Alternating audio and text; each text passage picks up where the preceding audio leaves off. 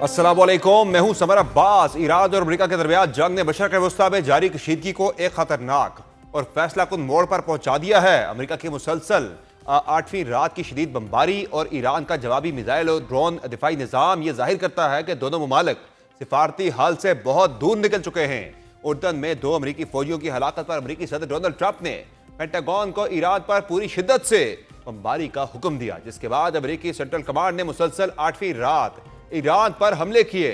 ईरानी हुकाम और ज़राए इब्लाग के मुताबिक ये नए हमले सूबा खोज़स्तान और हरमज़गान के मुख्तलिफ इलाकों में किए गए। खोज़स्तान के गवर्नर ने बताया कि अमरीकी जंगी तैयारों ने ईरानी वक्त के मुताबिक सुबह 5:55 पर शादगान शहर के करीब एक मुकाम को मिसाइल से निशाना बनाया। तस्नीम न्यूज़ के मुताबिक सुबह तकरीबन 6:10 पर जजीरा कशम के बाज़ इलाकों पर दोबारा बमबारी की गई, जबकि इससे चंद घंटे पहले भी कशम के दीगर मुकामात पर कई मिसाइल दागे गए थे। एक अंदाजे के मुताबिक कशम पर 6 मिसाइल हमले हुए हैं। सुबह हरमज़गान के हुकाम ने बताया कि हफ्ता और इतवार की दरमियानी शब 1:30 बजे सिरेक के करीब एक जगह को निशाना बनाया गया।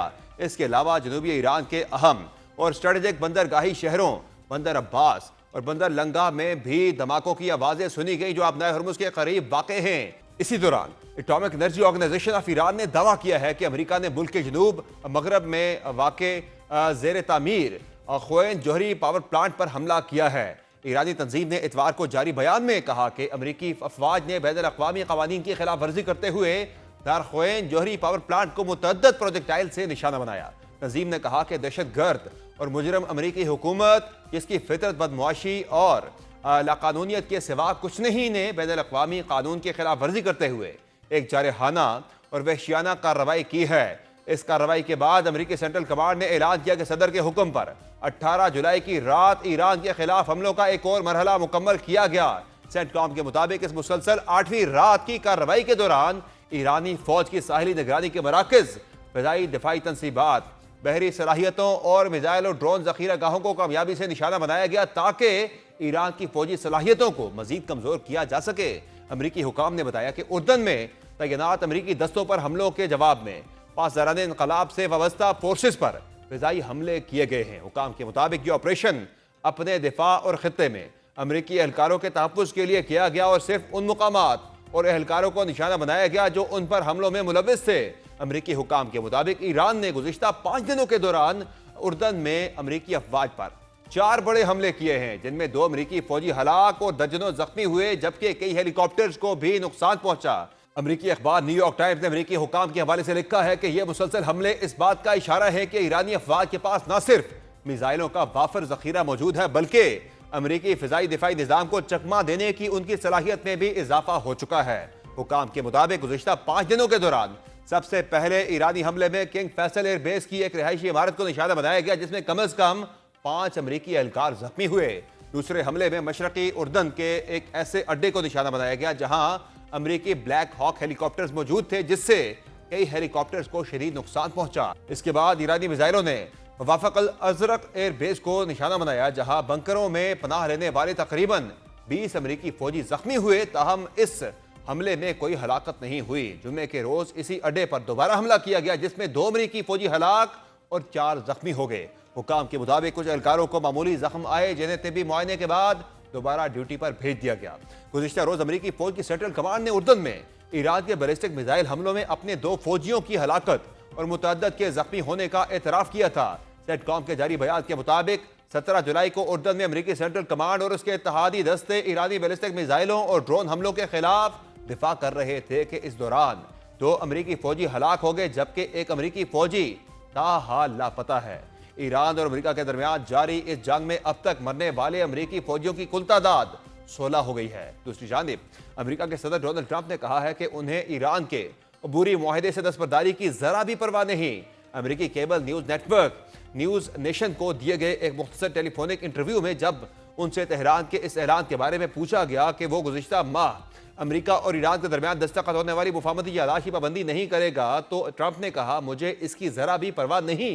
उन्होंने एक बार फिर दोहराया कि इस जंग का बुनियादी मकसद ईरान को कभी भी जौहरी हथियार हासिल ना करने देना है। उधर अमरीकी हमलों के जवाब में ईरान ने भी एक बार फिर खलीजी ममालिक में मौजूद अमरीकी असासों को टारगेट करना शुरू कर दिया है।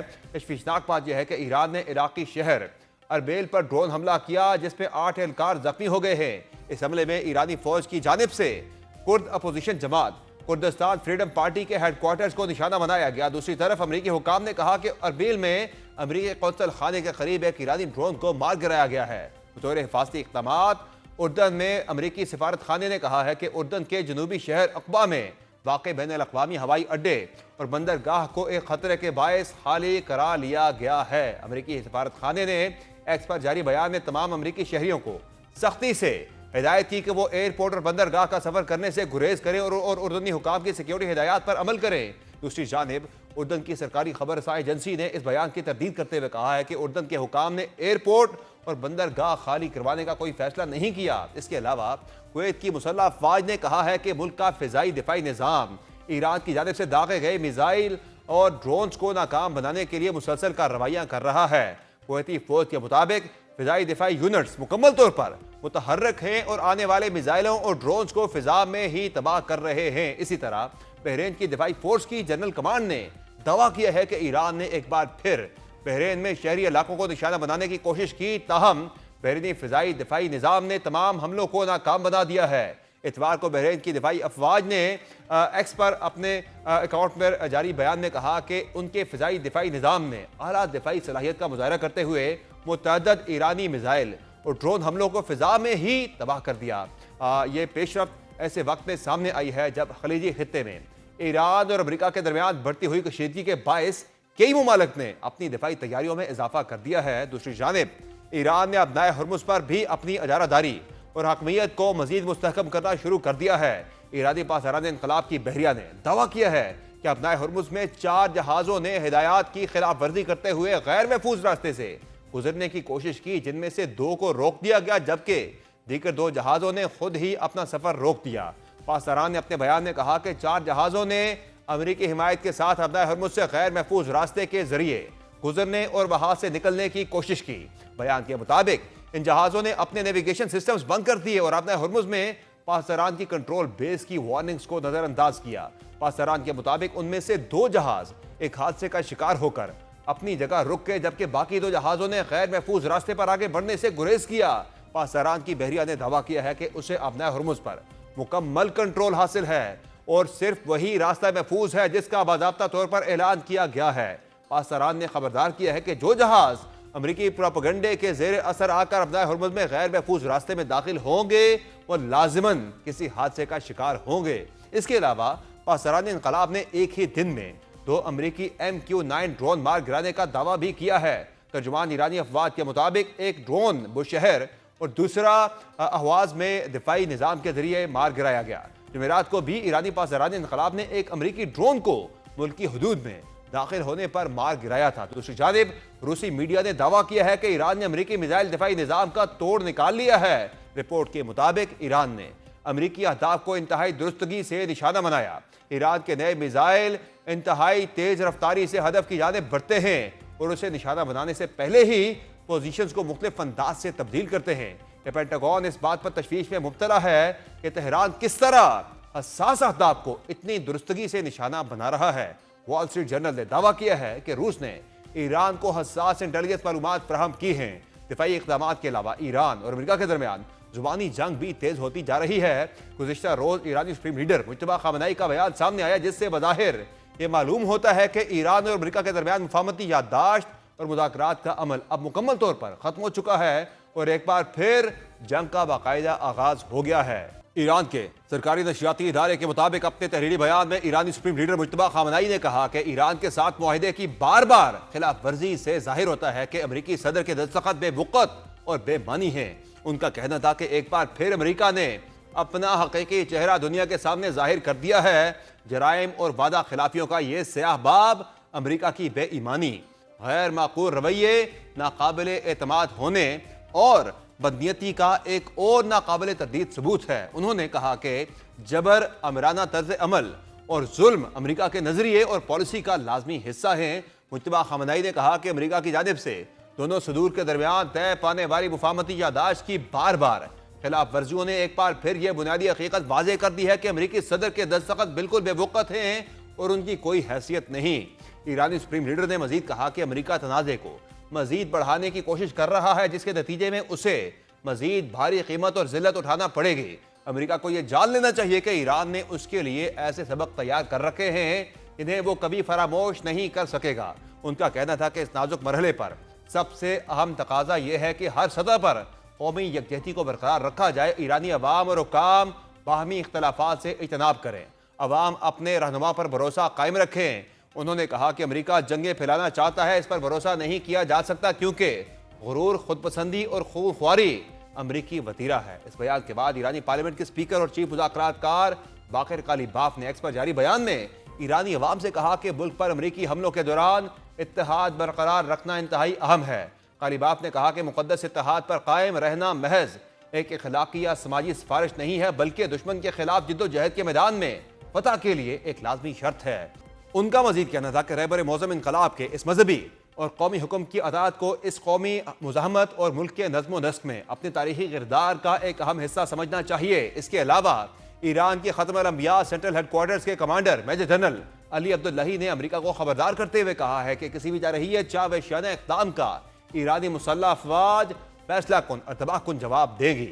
ईरानी सरकारी मीडिया के मुताबिक जारी बयान में मेजर जनरल अली अब्दुल्लाही ने अमेरिका को शैतान बुजुर्ग, मुजरम, धोखेबाज और फरेबकार दुश्मन करार दिया। उन्होंने कहा कि ईरान अपनी मुसल्लह अफवाज, अवाम और हुकूमती इदारों के दरमियान इत्तेहाद को मजीद मजबूत बनाने और माजी की जंगों के मुकाबले में अमेरिका पर ज्यादा भारी कीमत मुसल्लत करेगा। उनका कहना था कि दुश्मन फौजी महाज पर मुसलसल नाकामियों के बाद अब अवाम और क़यादत के दरमियान इख्तलाफात और तकसीम पैदा करने की कोशिश कर रहा है।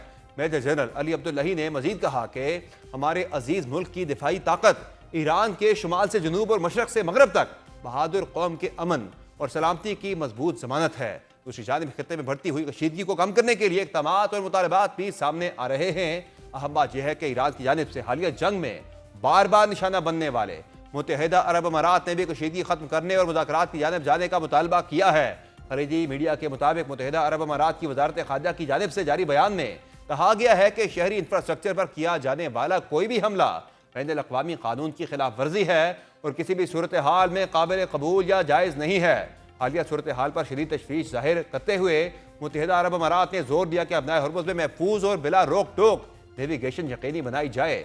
मुत्तहिदा अरब अमारात ने मशरक़ वस्ता में कशीदगी फौरी ख़त्म करने और मुज़ाकरात की जानिब वापस लौटने का मुतालबा किया है। इस सिलसिले में एक और अहम पेशरफ्त कल होने का इम्कान है, जब ईरानी वज़ीर दाखिला सिकंदर मोमनी एक आला सतह के वफ़द के हमरा पाकिस्तान आएंगे। ज़राए के मुताबिक वज़ीर दाखिला मोहसिन नकवी की दावत पर एक 2 रोज़ा दौरे के दौरान ईरानी वज़ीर दाखिला पाकिस्तान की आला क़यादत से मुलाकातें करेंगे। अमेरिका और ईरान के दरमियान बढ़ती अस्करी कशीदगी और दोनों जानिब से सख्त तरीन बयानात इस बात का वाज़ेह सबूत है कि दोनों ममालिक के दरमियान मुफाहमत और सिफारतकारी का अमल फिलहाल मुकम्मल तौर पर मुअत्तल हो चुका है। ईरान ने अपनी फौजी शबबंदी, अपना हरमुज़ पर कंट्रोल के दावों से यह वाज़ेह कर दिया है कि वो पीछे हटने को तैयार नहीं, जबकि अमेरिका अपने फौजियों की हलाकत का बदला लेने के लिए हमलों का दायरा वसी कर रहा है। अगरचे पाकिस्तान और आलमी ताकतों की पसे पर्दा कोशिशें अमन की उम्मीद को जिंदा रखे हुए हैं, लेकिन जब तक दोनों बुनियादी फरीक़ें जंगी जुनून से पीछे नहीं हटते, मशरक़ वस्ता में किसी पायदार अमन का ख्वाब अधूरा ही रहेगा। इस मुतालिक मजीद बात करने के लिए ज्वाइन किया है साबिक सफीर जावेद मलिक ने। बहुत शुक्रिया जावेद मलिक साहब, आपने प्राइम में ज्वाइन किया। ये बताएगा कि मिडल ईस्ट के अंदर जो पिछले 8 दिन से जंग जारी है अमेरिका और ईरान के दरमियान, क्या समझते हैं कि ये जंग जो है फैल सकती है पूरे मिडल ईस्ट के अंदर, बाकी ममालिक को भी अपनी लपेट में ले सकती है, या ये मामला फिलहाल ईरान तक ही महदूद रहेगा? चूंकि अमेरिका की तरफ से जो ईरान पे बमबारी की जा रही है, ईरान भी जो इस वक्त पूरे रीजन के अंदर ममालिक है मुख्तलिफ उन्हें निशाना बना रहा है, ऐसे ममालिक भी निशाना बन रहे हैं जो पूरे प्रोसेस के अंदर मीडिएशन में भी शरीक रहे हैं। शाम तक जो है ईरानी मिसाइल पहुंच रहे हैं, तो क्या समझते हैं ये वार जो है ये पूरे रीजन में फैलने वाली है या ईरान तक ही महदूद रहेगी? जी समर भाई, थैंक यू वेरी मच। लगता तो ये कुछ यूं है कि कशीदगी बढ़ती जा रही है, लेकिन ऑफ कोर्स मुझे नहीं लगता कि ये पूरे खित्ते को लपेट में लेगी। मुझे तो जहां तक ऑब्वियसली डिसअपॉइंटमेंट आपकी तरह हम सबको है, क्योंकि पाकिस्तान के पॉइंट ऑफ व्यू से हम बात कर रहे हैं, तो ऑफ कोर्स पाकिस्तान की और उसके बाद कतर की बहुत अहम काविशों के बाद एक MOU सामने आया था, जिसको अब ये दोनों अतराफ कह रही हैं कि वो एक तरह से नल एंड वॉइड है या इनइफेक्टिव हो गया है। मैं तो समझता हूँ अभी भी वो फील्ड में है। अगर उस पर ये दोनों अतराफ गौर करेंगी तो उसके अंदर एक ऐसा रास्ता फ्राहम किया जा रहा है जो इस खित्ते में कशीदगी को रोके। लेकिन लगता कुछ यूं है कि ईरान के अंदर मौजूद जो पावर स्ट्रक्चर है उसको ये काबिल कबूल नहीं है, क्योंकि देखिए बहुत से मुबस्सिरीन बैन अल-अक़वामी तौर पर जो कि इस चीज़ को बहुत डिस्पैशनेटली और ऑब्जेक्टिवली देखते हैं, वो हमें ये बताते हैं कि ईरान के अंदर जो गवर्नमेंट है वो एक नहीं दो गवर्नमेंट्स हैं। एक तो वो गवर्नमेंट है जो कि आपके सामने है, यानी एक political face of the government, जिसके प्रेसिडेंट पाकिस्तान भी आए, लेकिन असल में जो पावर है वो आईआरजीसी के IRGC। पास है। किसी हद तक उसमें हम आहंगी डेवलप हुई थी, क्योंकि इनके जो सुप्रीम रहनुमा है मौजूदा, वो यही कह रहे थे कि ये जो एमओयू है इस पे उनकी तौसीक है, ये उनकी तौसीक के बगैर एमओयू नहीं हुआ, तभी प्रेसिडेंट ने साइन भी किए। वरना प्रेसिडेंट की इतनी आई डोंट थिंक स्ट्रेंथ है कि वो अपने तौर पर कोई एग्रीमेंट कर दें। ये ऐसा नहीं है जैसे कि पाकिस्तान के प्राइम मिनिस्टर चीफ एग्जीक्यूटिव हैं, या यूएस के जो प्रेसिडेंट है वो चीफ एग्जीक्यूटिव है। ये प्रेसिडेंट जो है वो हैं प्रेसिडेंट, लेकिन पावर उनके पास नहीं है। आईआरजीसी का जो माइंडसेट है वो आपको समझना पड़ेगा कि वो बेसिकली एक ऐसा यूनिक आर्मी है जो कि इस इनकलाब की प्रोटेक्शन के लिए हमारे से वजूद में आई। अब वो इनकलाब को प्रोटेक्ट भी करना चाहते हैं और उसको एक्सपैंड भी करना चाहते हैं, लिहाजा वो देखते हैं कि कभी आपको लेबनान के अंदर, कभी हूथियों की शक्ल में यमन में, कभी आपको जो है वो फलस्तीन के कुछ इलाकों में, इराक में आपको इनकी प्रेजेंस नजर आएगी। और आईआरजीसी जो है वो मुख्तलिफ ममालिक में मुख्तलिफ अंदाज में, कहीं वो मीडिया में है, कहीं वो जो है वो अपने और जगहों पे हैं। अभी बरतानिया में हाल ही में आपने देखा कि बरतानिया की हुकूमत ने आईआरजीसी को प्रोस्क्राइब किया as a national security threat. तो इससे अब जाहिर ये होता है कि वहां पे भी उनको कुछ ऐसे शवाहिद मिल रहे थे कि आईआरजीसी वहां पे भी प्रेजेंट है। तो ये अपने अपने रोल हैं वो जो अदा कर रहे हैं, और ऐसी कोई भी चीज जो उनकी इस एक्सपेंशन के प्लान के अंदर रुकावट में आती है वो उसको तस्लीम नहीं करते।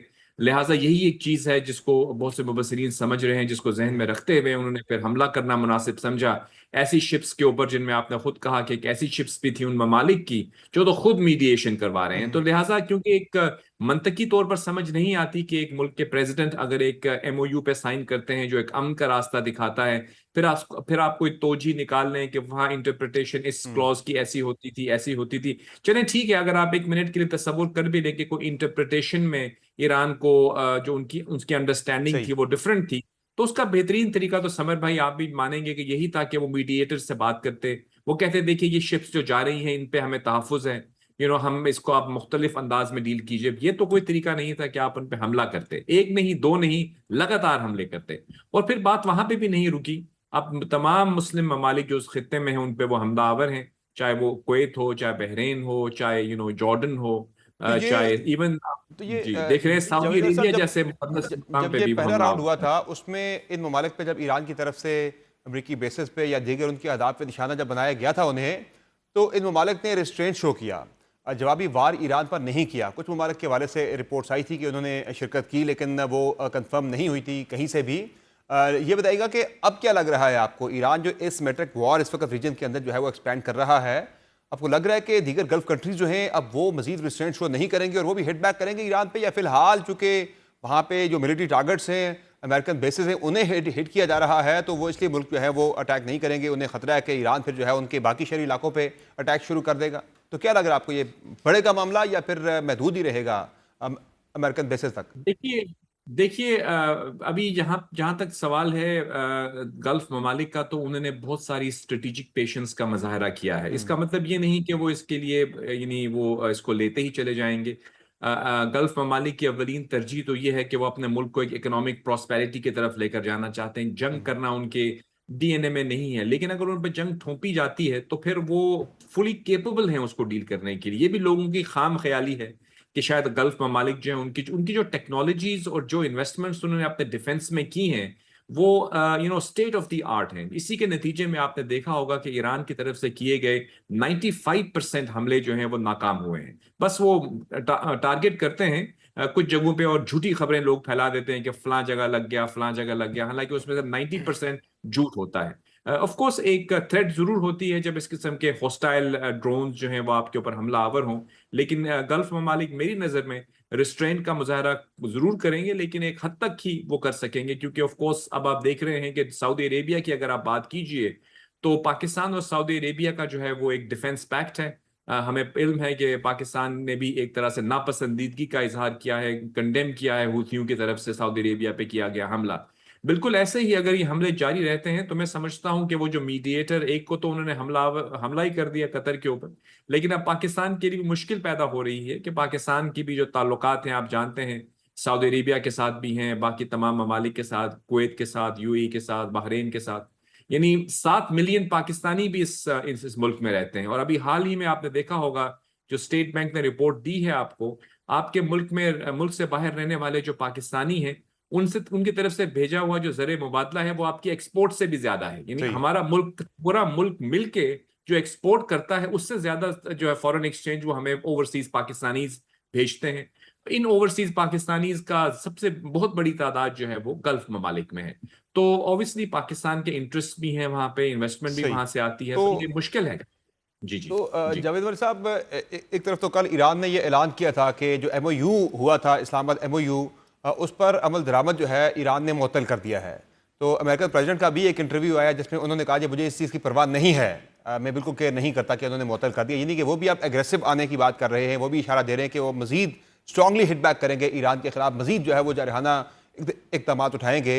इवन जो है ये भी बताया जा रहा है कि ईरान के जो मजीद जो हैं उनके न्यूक्लियर प्लांट्स हैं जो पहले भी बमबारी का निशाना बने, उन पर मजीद बमबारी की जाएगी। तो ये तो मामला फिर जो है वो फुल स्केल वॉर की तरफ जाने के बारे से खदशात बहुत ज़्यादा बढ़ रहे हैं।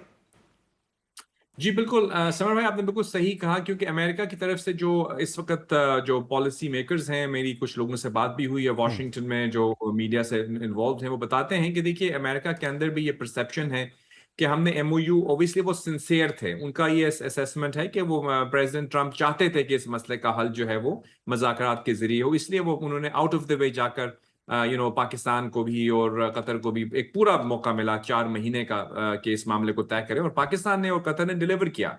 लेकिन अनफॉर्चुनेटली ईरान ने उसको एक्सेप्ट नहीं किया। उसके नतीजे में जब हमले हुए तो फिर उन्होंने रिस्पॉन्ड किया, और अब मुझे लगता यूं है कि अमेरिकन जो है वो टारगेट तो कर रहे हैं, लेकिन अगर आप देखेंगे तो उनके तमाम टारगेट्स जो है वो ऐसे ही इंफ्रास्ट्रक्चर के प्रोजेक्ट्स हैं, जैसे उनके ब्रिजेस हैं, जिनसे उनको ये लगता है कि वहां से बैठ के, यानी अभी उन्होंने जो है कुछ टावर्स को टारगेट किया, ऐसे टावर जहां से बैठ के आईआरजीसी जो थी वो शिप्स को कंट्रोल करती थी, अपना सही। हुर्मुज को कंट्रोल करने की वो कोशिश कर रहे थे।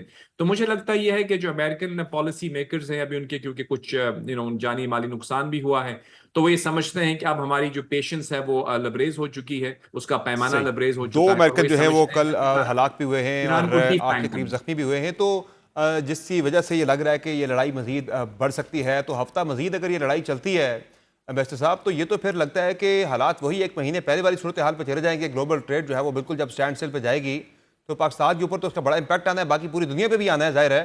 तो आलमी पूरी दुनिया के अंदर जो है वो पेट्रोलियम मसनूआत की कीमतें जो है वो फिर से उनमें हम एक स्पाइक देखेंगे। पाकिस्तान के अंदर भी एक बहुत बड़ा जो है वो इजाफा शायद देखने को मिले पेट्रोलियम मसनूआत की कीमतों में। जो ग्लोबल ट्रेड है वो तो बिल्कुल रुक जाएगी, जो इस जी रीजन से देखिए अब, गुजरती है जो।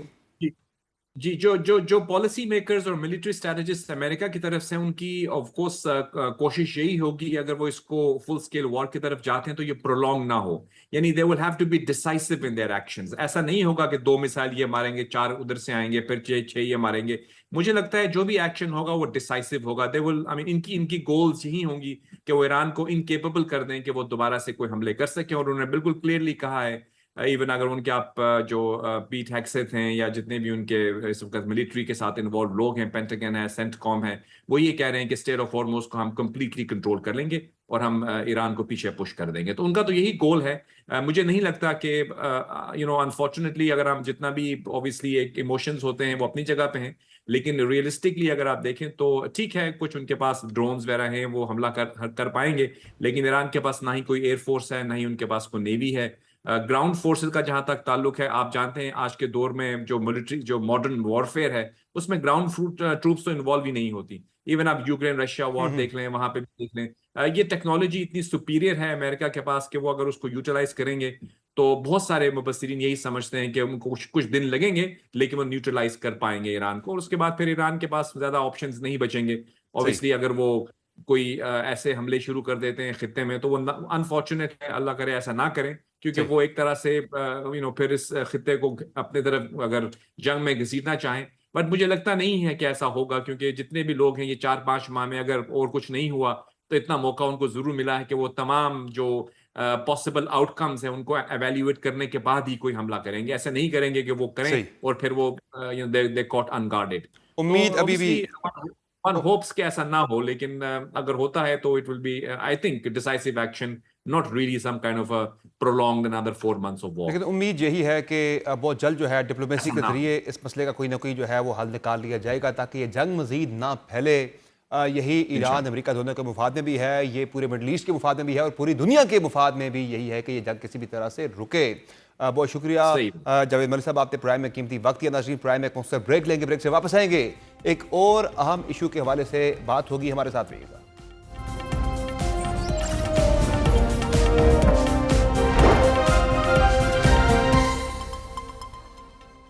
वेलकम नाज़रीन। आज़ाद कश्मीर में कानून साज असम्बली के इंतखाबात अब सिर्फ एक हफ्ते की दूरी पर हैं और 27 जुलाई को इंतखाबात होंगे आज़ाद कश्मीर में। लेकिन उससे पहले आज़ाद कश्मीर के अंदर 40 रोज़ से ज़ायद का टाइम गुजर चुका है कि एहतजाज का सिलसिला भी जारी है। एक्शन कमेटी की जानिब से कलअदम एक्शन कमेटी का एहतजाज गो के सिर्फ जो पुश डिवीजन है उसमें जारी है, तहम इलेक्शन के हवाले से बाकी डिवीजन के अंदर भरपूर तरीके से कैंपेन जारी है। आज बिलावल भुट्टो जरदारी ने मीरपुर डिवीजन में कोटली में जलसे से खिताब किया है और उन्होंने भी सियासी सूरत हाल पर बात की, एहतजाजी सूरत हाल पर भी बात की है। तहम नून लीग की तरफ से भी कल से भरपूर कैंपेन आज़ाद कश्मीर में शुरू किए जाने के हवाले से तैयारियां जो हैं वो जारी और सारी हैं और मियां नवाज शरीफ ने भी मीरपुर में जलसे से खिताब करना है। ये इलेक्शन कैसे होगा, चूँकि कुछ इतलात भी आ रही हैं कि शायद इलेक्शन को मुलतवी भी कर दिया जाए, इलेक्शन की तारीख जो है वो आगे कर दी जाए और ये भी हो सकता है कि जुज़वी तौर पर जो है मरहलावार इलेक्शन करवाया जाए आज़ाद कश्मीर के अंदर। क्या होने जा रहा है, इस पर मजीद बात करें। मैं ज्वाइन किया है ब्यूरो चीफ दुनिया न्यूज़ मुजफ्फराबाद असलम मीर साहब ने। बहुत शुक्रिया असलम मीर साहब, आपने प्राइम में ज्वाइन किया। ये बताएगा कि क्या सूरत हाल है। इलेक्शन अब एक हफ्ते की दूरी पर है, 27 को इंतखाबात हैं। जो इंतखाबी तैयारियाँ तो बाकी दो डिवीजन के अंदर भरपूर तरीके से जारी हैं, सिर्फ जो है पुश डिवीजन में एक मसला आ रहा है। तो क्या कोई इम्कानात हैं इलेक्शन के मुलतवी होने के हवाले से या कुछ हफ्ता आगे हो जाने के हवाले से या मरहलावार इलेक्शन करवाने के हवाले से? क्या तजावीज़ ज़ेर गौर है, क्या होने जा रहा है? समर साहब, पहली बात यह है कि कल सोमवार को आज़ाद कश्मीर के इंतखाबात का पहला मरहला बाज़ाब्ता तौर पर शुरू होगा। कल पोलिंग होगी सरकारी मुलाजमीन की और ये 30 से 35 हजार सरकारी मुलाजमीन जो हैं जिनकी इलेक्शन ड्यूटी होगी आज़ाद कश्मीर के 35 हल्कों में, वो कल अपने अपने इलाकों में बाज़ाब्ता तौर पे अपने पसंदीदा उम्मीदवारों के लिए वोट कास्ट करेंगे। यानी आप कह सकते हैं कि आज़ाद जम्मू और कश्मीर में जो 27 जुलाई को वोटिंग होगी उसका पहला मरहला कल सोमवार को शुरू होगा। यानी कि अब ये बात क्लियर हो गई है कि आज़ाद जम्मू और कश्मीर में मरहलावार इलेक्शन नहीं होंगे, वक्त 27 जुलाई को होंगे। और इस सिलसिले में अगर आप पुंछ डिवीजन की बात करें तो पुंछ डिवीजन के जो दो अजला हैं, बाघ और रावलाकोट, उन 4 हलकों में नहीं, यानी कि शर्की, बाघ वस्ती, बाघ दरबी और हवेली में prime minister Azad Jammu and Kashmir जो फैसल राठौर साहब वो भी वहाँ पे इलेक्शन लड़ रहे हैं, वो भी कंपेन करके आए हैं। वहाँ पे भी कंपेन चल रही है, बाकी जमातों के उम्मीदवार भी कर रहे हैं, जिसमें पाकिस्तान मुस्लिम लीग नून है, IPP है, इसी तरह आज़ाद उम्मीदवार एक हैं। बाग में भी भरपूर तरीके से कंपेन हो रही है और मीरकोट में भी हो रही है। रही बात की मीरपुर डिवीजन, वहाँ तीनों अजला में भरपूर तरीके से जो है वो इलेक्शन कंपेन हो रही है और बिलावल भुट्टो जरदारी साहब ने बैक टू बैक 2 अहम इंतखाबी जलसों से खिताब किया। पहला उन्होंने खिताब किया था कडियाल में और आज उन्होंने जो है वो यहाँ पे कोटली में किया। ये दोनों जो अहम खिताबात थे बिलावल भुट्टो जरदारी साहब के, इनसे ये वाजिया होता है कि आज़ाद जम्मू और कश्मीर में सियासी जमातों ने भरपूर तैयारी की है, मंजूर कस लिए हैं कि वो 27 जुलाई को आम इंतखाबात में जो है वो भरपूर तरीके से हिस्सा लेंगे। दूसरी जानब पाकिस्तान मुस्लिम लीग नून ने भी शेड्यूल जारी कर दिया है, वो कि डेट के बारे में अभी फैसला नहीं हुआ, ताहम 2 जगहों पे वो बड़े जलसे करेंगे जिसमें मरकजी क़यादत साबिक़ वज़ीर आज़म मियां मोहम्मद नवाज शरीफ साहब और वज़ीर आला पंजाब मोहतरमा मरियम नवाज शरीफ साहिबा। पहले मरहले में वो शायद मीरपुर में खिताब करेंगे या मुजफ्फराबाद में आएंगे, लेकिन इम्कान यही जाहिर किया जा रहा है कि पहले मरहले में नवाज शरीफ साहब और वज़ीर आला पंजाब मरियम नवाज शरीफ साहिबा जो है वो मीरपुर से ही पार्टी जलसे को खिताब करेंगे। दूसरी तरफ इलेक्शन कमीशन से जब हमारी बात हुई है वहाँ के जिम्मेदारान के साथ, तो उनका ये कहना है कि जो इस वक्त पलंदरी और रावलाकोट है वहाँ पे भी जो इलेक्शन का अमला है, जो सरकारी मुलाजमीन है, यहाँ तक कि न सिर्फ उनको पैसे ट्रांसफर कर दिए गए हैं बल्कि शायद कि कल वो अपने उन इलाकों में जो सरकारी मुलाजमीन ड्यूटी पे होंगे वो भी वोट डालेंगे। जो कर्जब एक्शन कमेटी है उसके साथ बातचीत के वाले से भी क्या इत्तलात हैं? कोई पसे पर्दा मुज़ाकरात बातचीत जारी है कि इलेक्शन से पहले पहले इस सिलसिले को खत्म कर दिया जाए, इस एहतजाज को? देखिए होपफुल आज़ाद कश्मीर के सियासतदान भी जो है वो होपफुल है। इसी तरह एक्शन कमेटी के साथ मुख्तलिफ मराहिल में और मुख्तलिफ सतहों पे और मुख्तलिफ कॉर्नर्स के जरिए उनके साथ राब्ते हैं, मीटिंग्स हो रही हैं।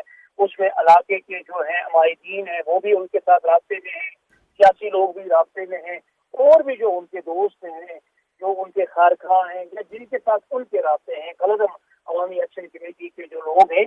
लेकिन उम्मीद है कि इलेक्शन से कबल ये मरहला भी मेरे ख्याल में खुशरूबी से अपने अंजाम को पहुंचेगा और ये धरना जो है ये भी खत्म होगा और भरपूर तरीके से आज़ाद जम्मू और कश्मीर में वक्त जो है और बुलंदरी में भी इंतखाबात के इम्कानात मौजूद हैं। सही है। और मुकाबला जो है वो नून लीग और पीपल्स पार्टी के दरमियान बड़ा कांटे का मुकाबला बताया जा रहा है। ऐसे में जो इस्तेकाम पाकिस्तान पार्टी, उसके बारे में क्या इतलात है कि वो फैसला कुन एक उनका 2-3 उनके वोट होंगे, सीट्स उनकी होंगी कि जो हुकूमत साजी में जो है अहम किरदार अदा करेगी, ऐसा ही है? समर साहब देखिए, ये बात तो बिल्कुल क्लियर है कि आज़ाद जम्मू और कश्मीर में जो असल मुकाबला है वो पाकिस्तान पीपल्स पार्टी और मुस्लिम लीग नून के उम्मीदवारों के दरमियान है। IPP के 2 हल्के जो है वहाँ पे मुकाबला है। एक समानी का हल्का है जहाँ अलीशान सोनी साहब इलेक्शन लड़ रहे हैं। इसी तरह यहाँ पे मुजफ्फराबाद डिवीजन में हल्का कुटला है जहाँ पे IPP के उम्मीदवार जो हैं चौधरी तबारक वो इलेक्शन लड़ रहे हैं। बहुत शुक्रिया असलम साहब, आपने अपडेट किया। प्राइम में एक मुख्तसर ब्रेक लेंगे, ब्रेक से वापस आएंगे। आज की एक अहम तरीन स्टोरी के वाले से बात होगी, हमारे साथ रहेगा।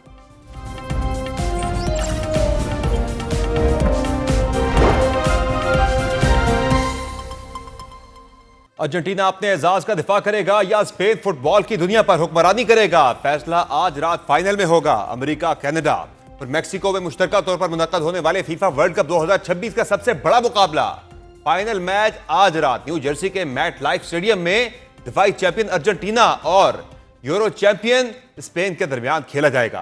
पाकिस्तानी वक्त के मुताबिक रात 12 बजे शुरू होने वाले इस मुकाबले में लियोनेल मेसी और लामीन जमाल को मद्दे मुकाबल देखने के लिए दुनिया भर के शायकीन फुटबॉल बेचैन हैं। दोनों टीमें इससे कबल वर्ल्ड कप में सिर्फ एक बार मद्दे मुकाबल आई, जब 1966 में अर्जेंटीना ने स्पेन को 2-1 से हराया था। फीफा की आलमी रैंकिंग में पहले नंबर पर मौजूद अर्जेंटीना और दूसरे नंबर की स्पेन के मैदान में मुकाबले बताते हैं कि आज दोनों के दरमियान कांटे का मुकाबला होने का इम्कान है। लियोनेल मेसी ने मेगा इवेंट में 8 गोल कर रखे हैं, जबकि लामीन जमाल 1 गोल के बावजूद शायकीन की तवज्जो और स्पेनी फैंस की उम्मीदों का मरकज हैं। अमेरिकी सदर डोनाल्ड ट्रंप भी वर्ल्ड कप फाइनल देखने मेट लाइफ स्टेडियम पहुंचेंगे और जिसने भी मैदान मारा उस फातेह टीम को ट्रॉफी भी देंगे। फीफा वर्ल्ड कप 2026 की फातेह टीम को $5 करोड़, जबकि रनर अप टीम को $3 करोड़ 30 लाख अमेरिकी डॉलर की इनामी रकम मिलेगी। टूर्नामेंट में तीसरी पोजीशन के मैच में इंग्लैंड ने फ्रांस को 6-4 से शिकस्त दी। इस कामयाबी के साथ इंग्लैंड को $2 करोड़ 90 लाख की इनामी रकम मिलेगी, जबकि चौथी पोजीशन पर रहने वाली फ्रांस की टीम को $2 करोड़ 70 लाख दिए जाएंगे। फीफा की जानिब से दिसंबर 2025 में ऐलान किया गया था कि 48 टीमों पर मुश्तमिल तारीख के सबसे बड़े वर्ल्ड कप के लिए इनामी रकम का मजमूई फंड भी रिकॉर्ड $65 करोड़ 50 लाख रखा गया है। इस रकम को तमाम शरीक 48 टीमों में उनकी कारकर्दगी के मुताबिक तकसीम किया जाएगा। दूसरी जानिब फुटबॉल की आलमी तंजीम फीफा ने 2026 फीफा वर्ल्ड कप को तारीखी कामयाबी करार देते हुए कहा है कि अमेरिका, मैक्सिको और कनाडा की मुश्तरका मेजबानी में खेला जाने वाला वर्ल्ड कप, जो टूर्नामेंट के आगाज से कबल महंगाई, जियोपॉलिटिकल कशीदगी, सख्त मौसम और 48 टीमों की शमूलियत के बाइस मयार के गिरने जैसे शदीद खदशात का शिकार था, तहम फुटबॉल की तारीख का मकबूल तरीन, सनसनीखेज और यादगार तरीन इवेंट बनकर इख्तिताम पजीर हो रहा है। दिफाई चैंपियन अर्जेंटाइन और स्पेन के दरमियान फाइनल मार्के से कबल ही फीफा इस टूर्नामेंट को अपनी एक अजीम शान कामयाबी करार दे चुकी है, क्योंकि इस बार वर्ल्ड कप में खेल का मयार गिरने के बजाय अफ्रीकी जजीरे कैप वर्डे जैसी छोटी टीमों ने फाइनलिस्ट स्पेन को ड्रॉ पर रोककर और अर्जेंटाइन को कांटे का मुकाबला देकर सहर अंगेज ड्रामा पेश किया, जबकि मिस्र समेत रिकॉर्ड 9 अफ्रीकी मुमालिक ने नॉकआउट मरहले में पहुंचकर बरआज़म अफ्रीका के उभरते हुए शानदार मुस्तकबिल का ऐलान किया। रवा टूर्नामेंट में दुनिया के अजीम तरीन फुटबॉलर लियोनेल मेसी ने अपने रिकॉर्ड छठे वर्ल्ड कप में अलजायर के खिलाफ हैट्रिक से आगाज किया और वो अब तक 8 गोल्स कर चुके हैं, जबकि फ्रांस के किलियन एम्बापे 10 गोल्स के साथ टूर्नामेंट के टॉप स्कोरर और मजमूई तौर पर 22 गोल्स के साथ वर्ल्ड कप तारीख के सबसे कामयाब तरीन स्कोरर बन गए हैं। वाज़ेह रहे कि 103 मैचों में रिकॉर्ड 307 गोल्स के साथ ये 1958 के बाद तारीख का सबसे ज्यादा गोल्स वाला वर्ल्ड कप बन गया है। टूर्नामेंट के टिकटों की महंगी तरीन कीमतों के बावजूद दुनिया भर से आए लाखों शायकीन ने स्टेडियम्स का रुख किया और मजमूई तौर पर 66,65,000 से ज्यादा तमाशाइयों की आमद ने 2018 और 2022 के टूर्नामेंट्स का मुश्तरका रिकॉर्ड भी तोड़ दिया है, जबकि स्टेडियम्स में हाजिरी की शरह 99.7% रही, जिसके 22 अमेरिका और दीगर मेजबान मुमालिक के शहर रातों रात एक बड़े जश्न और कार्निवल में तब्दील हो गए। तारीख में पहली बार फीफा ने ग्लोबल सिटीजन के साथ मिलकर आज के फाइनल के दौरान सुपर बाउल तर्ज का हाफ टाइम शो मुतारफ कराया। कोल्ड प्ले और शकीरा जैसे बड़े फनकारों के लिए स्टेज की तैयारी की वजह से खिलाड़ियों के रिवायती 15 मिनट के हाफ टाइम ब्रेक को काफी हद तक बढ़ा दिया गया, जिस पर फुटबॉल के माहिरीन ने तनकीद की कि खिलाड़ियों की सेहत से ज्यादा तफरीक को तरजीह दी जा रही है। आज होने वाले फाइनल मैच का एक दिलचस्प पहलू लेजेंडरी अर्जेंटीनियन खिलाड़ी लियोनेल मेसी और स्पेन के स्टार फुटबॉलर लामीन जमाल का हैरान कुन माजी का कनेक्शन भी है। जब अर्जेंटाइन वर्ल्ड कप फाइनल में स्पेन का सामना करने की तैयारी कर रहा था तो टूर्नामेंट की सबसे खूबसूरत कहानी एक 19 साल पुरानी वायरल तस्वीर के गिर्द घूमती रही। इस दिलचस्प तस्वीर का आगाज 19 साल कबल बार्सिलोना में हुआ, जहां नौजवान लियोनेल मेसी और 5 माह के बच्चे लामीन जमाल की दिलचस्प मुलाकात हुई। लियोनेल मेसी उस वक्त सुपरस्टार फुटबॉलर नहीं बल्कि फुटबॉल के मैदान में अपनी पहचान बनाने की कोशिशों में थे और बार्सिलोना के लिए खेलते थे। 19 साल कबल लंबे बालों वाले नौजवान मेसी ने बार्सिलोना में यूनिसेफ के प्रोग्राम के तहत एक छोटे बच्चे को नहलाया और गोद में उठाया। उसके साथ तस्वीर बनवाई। ये बच्चा कोई और नहीं, आज का लामीन जमाल है। उस वक्त लियोनेल मेसी ने 19 नंबर की जर्सी पहन रखी थी। वो न सिर्फ बार्सिलोना की नुमाइंदगी करते हुए 19 नंबर की जर्सी पहनते थे, बल्कि अपना फीफा वर्ल्ड कप जो पहला उन्होंने खेला था उसमें भी अर्जेंटीना की जानिब से 2006 में मैदान में उतरे, तब भी उन्होंने इसी नंबर की जर्सी पहन रखी थी। लामीन जमाल ने चंद दिन कबल ही अपनी 19वीं सालगिरह मनाई है और अब वो बार्सिलोना की नुमाइंदगी करते हुए 19 नंबर की जर्सी पहनते हैं। आज जब दोनों टीमें फाइनल के लिए मैदान में उतरेगी तो वो तारीख भी 19 जुलाई ही होगी। इसके अलावा इस वर्ल्ड कप में नए राउंड ऑफ 32 नॉकआउट मरहले के मुतारिफ होने से ऐसा सख्त मुकाबला बना जिसने फुटबॉल की कई रिवायती बड़ी टीमों को तवक्को से पहले टूर्नामेंट से बाहर कर दिया। 4 बार की world champion Germany knockout round में फेवरेट के तौर पर दाखिल हुई, लेकिन राउंड ऑफ 32 में उसे एक बड़ा झटका लगा। पैराग्वे के खिलाफ मुकर्ररा और इजाफी वक्त में 1-1 के सख्त मुकाबले के बाद German team penalty shoot out में 3 के मुकाबले में 4 गोल से हार गई, जो कि उनका टूर्नामेंट में बहुत जल्दी और मायूस कुन अखराज था। इसी तरह ब्राजील का छठी बार वर्ल्ड कप जीतने का ख्वाब राउंड ऑफ 16 में अचानक खत्म हो गया। नॉर्वे की बेहतरीन हिकमत अमली के सामने ब्राजील की टीम बेबस नजर आई और 1 के मुकाबले में 2 से हार कर क्वार्टर फाइनल तक पहुंचने में भी नाकाम रही। फीफा की मुदाखलत की वजह से अपने स्टार स्ट्राइकर बलोगन की वापसी के बावजूद अमेरिका की टीम को राउंड ऑफ 16 में बेल्जियम के हाथों 4-1 से इबरतनाक शिकस्त का सामना करना पड़ा और यूं उनकी अपने मुल्क में मुहिम मायूसी पर खत्म हुई। जहां बड़ी टीमें मुश्किलात का शिकार रही, वहीं छोटी टीमों ने शानदार कारकर्दगी दिखाकर आलमी सतह पर हलचल मचा दी। दिफाई चैंपियन अर्जेंटाइन को शदीद मुजाहमत का सामना करना पड़ा जब राउंड ऑफ 32 में एक छोटे से जजीरे के मुल्क कैपे वर्डे ने उन्हें इजाफी वक्त तक चलने वाले मैच में 2 के मुकाबले में 3 से मुश्किल जीतने दिया। राउंड ऑफ 16 में मिस्र अर्जेंटाइन के खिलाफ मैच खत्म होने से सिर्फ 11 मिनट पहले तक 2-0 से आगे था, जिसके बाद लियोनेल मेसी की क़यादत में अर्जेंटाइन ने 2 के मुकाबले में 3 से वापसी की। इस मैच के आखिरी मिनटों में रेफरी के फैसलों पर शदीद तनाज़ा खड़ा हुआ।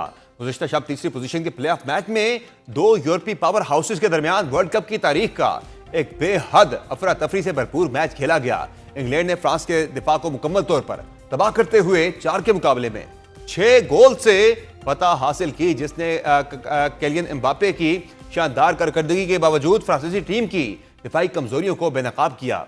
जहां यह इवेंट अपनी भरपूर रानाइयों और कामयाबियों के साथ खत्म होने जा रहा है, वहां इस टूर्नामेंट को तारीख का महंगा तरीन के साथ साथ मुतनाज़े तरीन टूर्नामेंट भी कहा जा रहा है। टूर्नामेंट के आगाज से कबल और इब्तदाई 48 घंटों में मुतअद्दिद बैनुल अक़वामी तनाज़ात सामने आए हैं, जिन्होंने इवेंट को खेल के बजाय सियासत और सिक्योरिटी मुबाहिस का मरकज बना दिया है। स्विस फुटबॉलर ब्रेकल एम्बोलो का वीजा रिव्यू में चला गया, जिसके बायस वो अपनी टीम के साथ ताखीर से शामिल हो सके। इराकी खिलाड़ी अहमद हुसैन को अमेरिका में दाखिले पर तकरीबन 7 घंटे तक पूछताछ के लिए रोके रखा गया।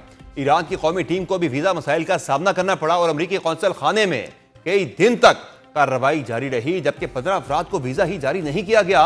टीम को सिर्फ मैच के दिनों में दाखिले की इजाजत मिली और ये टीम मुसलसल ट्रैवल करती रही।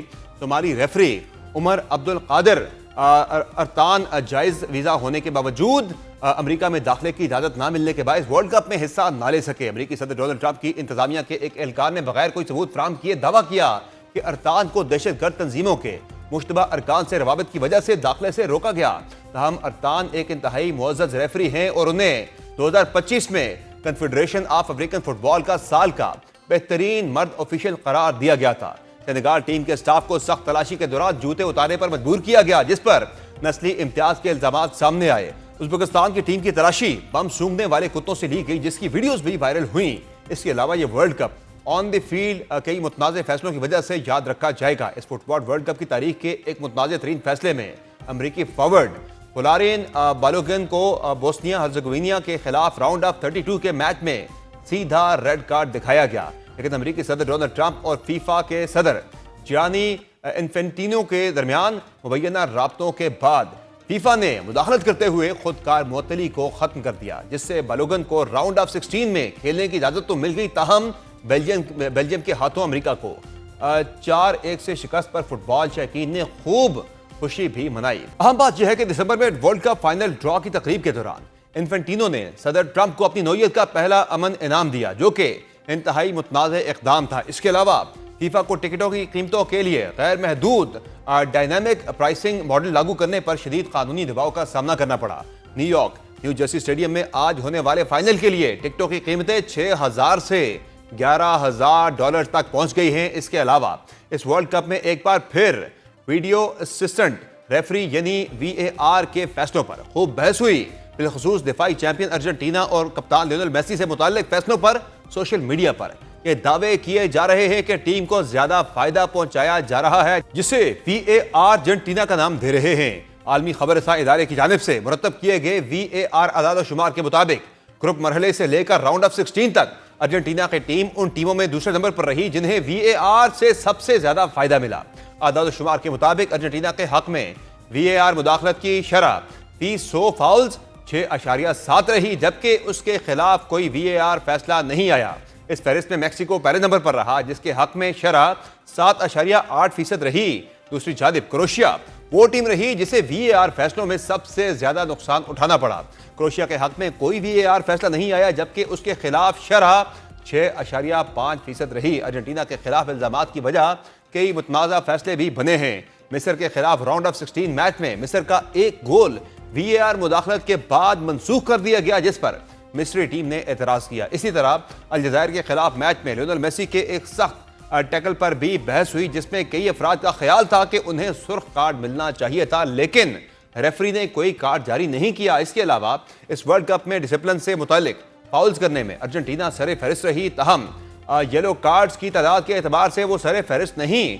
आदाद शुमार के मुताबिक अर्जेंटीना ने अब तक अपने हरीफों के खिलाफ मजमूई तौर पर 88 फाउल्स किए, जो किसी भी टीम से ज्यादा हैं। इसके बावजूद टीम को सिर्फ 9 येलो कार्ड्स दिखाए गए। येलो कार्ड्स की फहरिस्त में मिस्र 12 और कनाडा 11 येलो कार्ड्स के साथ अर्जेंटीना से आगे हैं। हालांकि मिस्र ने टूर्नामेंट में 59 और कनाडा ने पूरे टूर्नामेंट में 72 फाउल्स किए, जो अर्जेंटीना से 16 कम हैं। दिलचस्प बात यह है कि सबसे ज्यादा फाउल्स करने के बावजूद अर्जेंटीना को पूरे टूर्नामेंट में कोई रेड कार्ड नहीं दिखाया गया, जबकि स्विट्जरलैंड, बेल्जियम, इंग्लैंड और पैराग्वे को एक एक रेड कार्ड का सामना करना पड़ा। इस वर्ल्ड कप में अर्जेंटीना की जानिब से सियासी और मुतनाज़ मामलात को भी हवा देने के इक़दाम किए गए, ताहम फीफा ने कोई चाराजोई नहीं की। अटलांटा में खेले गए सेमीफाइनल के दौरान अर्जेंटीना और इंग्लैंड के दरमियान पुरानी सियासी कशीदगी एक बार फिर मैदान में खुलकर सामने आ गई। मैच खत्म होने के फौरन बाद अर्जेंटीना के खिलाड़ियों ने क्या यकीन के सामने एक बैनर लहराया, जिस पर लिखा था लास मेल्विनास सन अर्जेंटीनास, यानी फॉकलैंड्स अर्जेंटीना का है। ये दोनों ममालिक के दरमियान 1982 की फॉकलैंड्स जंग का बराह रास्त हवाला था। इस इक़दाम ने फीफा के स्टेडियम कोड ऑफ कंडक्ट की वाज़ेह खिलाफ वर्जी की, जो सियासी तौहीन आमेज या इश्तियाल अंगेज पैगामात वाले बैनर और झंडों पर सख्त पाबंदी आयद करता है। कनाडा, मैक्सिको और अमरीका में 100 से जायद मैचों के बाद फीफा वर्ल्ड कप 2026 अपने इख्तिताम के करीब है, जो अपने अरूज व ज़वाल और बज़ाहिर खत्म ना होने वाले तनाज़ात के साथ अपनी यादें छोड़ रहा है। इसमें कोई शक नहीं कि यह टूर्नामेंट वायरल सनसनीखेज वाक़यात से भरपूर रहा है। नॉर्वे के एर्लिंग हॉलैंड एक बड़े स्टार बनकर उभरे। लियोनेल मेसी ने अपनी पहली वर्ल्ड कप हैट्रिक स्कोर की। कनाडा ने खुद को एक फुटबॉल नेशन के तौर पर मनवाया और पहली बार नॉकआउट मरहले में जगह बनाई। और कप वर्डे के गोलकीपर फोजीना ने अपनी कमजोर टीम को स्पेन के खिलाफ मैच ड्रॉ करने में मदद दी। लेकिन ये सवालात अब भी बरकरार हैं कि क्या इस साल के तनाज़ात मुस्तकबिल में इस खेल पर हावी रहेंगे। इस मुतालिक यूनिवर्सिटी ऑफ गेल्फ में हिस्ट्री के प्रोफेसर और फुटबॉल की तारीख पर कई किताबें लिखने वाले एलन मैकडोगल का कहना है कि ये अब तक के मुतनाज़ तरीन फुटबॉल मुकाबलों में से एक रहा है, जहां फीफा के फैसलों ने बिलाखिर खेल को बदल दिया है। और गालिबन गलत वजूहात की बिना पर आज का वर्ल्ड चैंपियन कौन होगा, पूरी दुनिया में फुटबॉल फैंस को शिद्दत से इंतजार है।